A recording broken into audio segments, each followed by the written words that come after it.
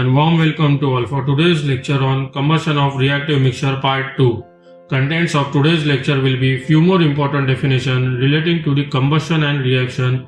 Also, we are going to cover the first law analysis of reactive system. As we know that for combustion, the correct amount of air or oxygen along with the fuel quantity is being required.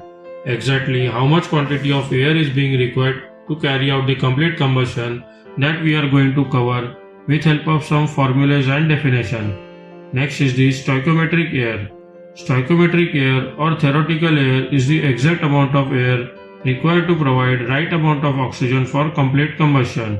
The amount of air or the stoichiometric combustion is fairly constant with an approximate value of 16. Excess air ensures that there is enough quantity of air for complete combustion in the combustion chamber. Excess air is expressed as the percentage of theoretical air required. 10% of excess air indicates that total there is 110% of air that is being supplied to the combustion chamber, and in boiler this excess air is being termed as heat loss. Next is equivalence ratio. Equivalence ratio is defined as the ratio of actual fuel divided by air ratio to stoichiometric fuel air ratio. Following table shows the possible value of equivalence ratio and the air fuel ratio depending upon the type of mixture, whether the mixture is rich, lean or stoichiometric. If the equivalence ratio is equal to 1, the combustion is called as stoichiometric. If it is less than 1, the combustion is lean and excess air is present in it. If it is greater than 1, the combustion is rich with incomplete combustion. Now we will cover the first law analysis of reactive system. First law analysis of reactive system for a steady flow system states that the change in kinetic energy as well as change in potential energy is negligible, and the steady flow energy balance equation can be written as below. Chemical reaction, which is shown in this slide, is having the reactant at state 1 and the product obtained after carrying out the reaction or combustion is at state 2. When the reaction is being carried out with help of reactant, air and fuel, it will release the product. Let us assume NF, Na, Np are the moles of fuel, air and product respectively. By knowing the molar mass of each component in gram per mole, we can easily calculate the total mass of items taking part in the chemical reaction. We can write down the first law of reactive system in terms of internal energy, pressure and volume. Heat addition during the reaction will be equal to the summation of change in internal energy and the work done. This is the first law of reactive system. Now let us see the terms involved in it. U1 is the internal energy of reactant, U2 is the internal energy of the product, P is the pressure at which the work done takes place, V1 and V2 are the volume of reactant and product respectively. Now we will cover some of the important definitions relating to the combustion and reaction. Enthalpy of combustion. Enthalpy of combustion is the difference between the enthalpy of product at specified state and the enthalpy of reactant at the same state for a complete reaction. In other words, it can be also defined as change of enthalpy during the formation of 1 mole of substance from its constituent element with all substance in the standard state. When water is in the product is taken to be in the liquid state, it is called as higher heat of combustion. When water in the product is to be taken as vapor state, it can be termed as lower heat of combustion. Next is the standard enthalpy of formation. Standard enthalpy of formation is defined as the enthalpy change for creating 1 mole of compound from the element in their standard state. The standard state can be termed as follows. For gas, it should obey the ideal gas equation at pressure of 1 bar. For a solute present in the ideal solution, it is a concentration that is exactly 1 mole per liter at a pressure of 1 bar. For a pure substance or a solvent in the condensed state, that is liquid or solid. The standard state is the pure liquid or solid under the pressure of 1 bar. Next is the for element, the form in which the element is most stable under the pressure of 1 bar. So these are the standard states.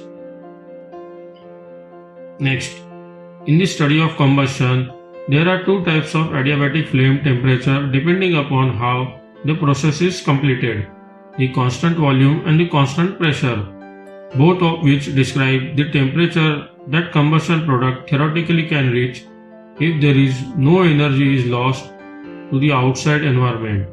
The constant volume adiabatic flame temperature is the temperature that results from the complete combustion process that occurs without any work, heat transfer, or the change in kinetic energy or potential energy. It is the temperature higher in order than the constant pressure process because no energy is utilized to change the volume of the system, that is to generate the work. Adiabatic flame temperature of some of the fuels are given below in the table. It is used to determine the suitability of fuel for an application. It is used to determine the extent of substitution of the lower quality of fuel to convert the higher quality of fuel to save the cost. This is the adiabatic flame temperature and it is considered very important in design and scale up the procedure wherever the heat transfer is significant consideration. Figure 5 shows how methane gas is burnt along with the theoretical amount of oxygen and emits the carbon dioxide, water, and it releases the heat. It is the example of the complete combustion. It also states that 1 meter cube of methane and 2 meter cube of oxygen is required for complete combustion and subsequently the byproduct will be 1 meter cube of CO2, 2 meter cube of H2O and heat is being released. In figure 6, the theoretical layer with 21% of oxygen and 79% of nitrogen is taken into account to write the chemical reaction. It also states that 1 meter cube of methane will require 2 meter cube of oxygen and 7.52 meter cube of nitrogen for complete combustion and subsequently the byproduct will be 1 meter cube of CO2, 2 meter cube of H2O and 7.52 meter cube of nitrogen and the heat is being released. Following are the observations which can be drawn from the figure 7. To burn 1 meter cube of methane completely, 9.52 meter cube of air which constitutes 2 meter cube of oxygen and 7.52 meter cube of nitrogen is required. Complete combustion will release the product such as dry flue gas and wet flue gas.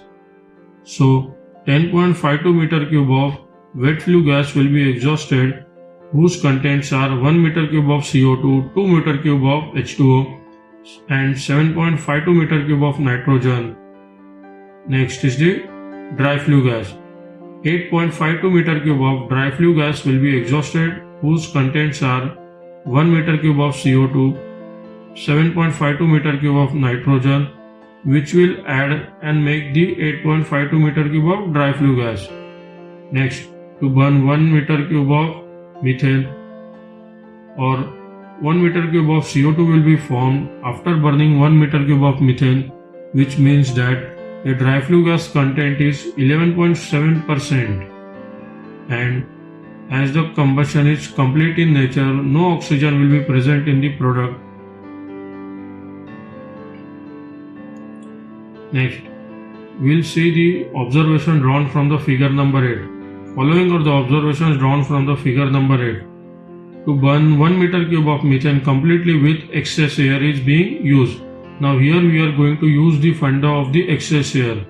Rather than the normal amount of air which is being required for combustion, we are going to add excess amount of air in the combustion and just will write down the chemical reaction to burn the methane along with the air and what will be the byproduct and what will be the reactant side.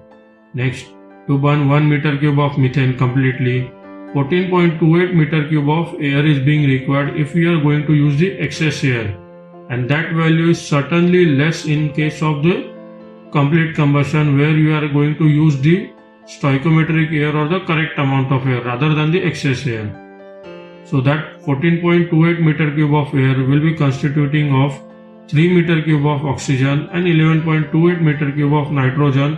When we sum up that oxygen and nitrogen value, it is going to give us the 14.28 meter cube of air is required.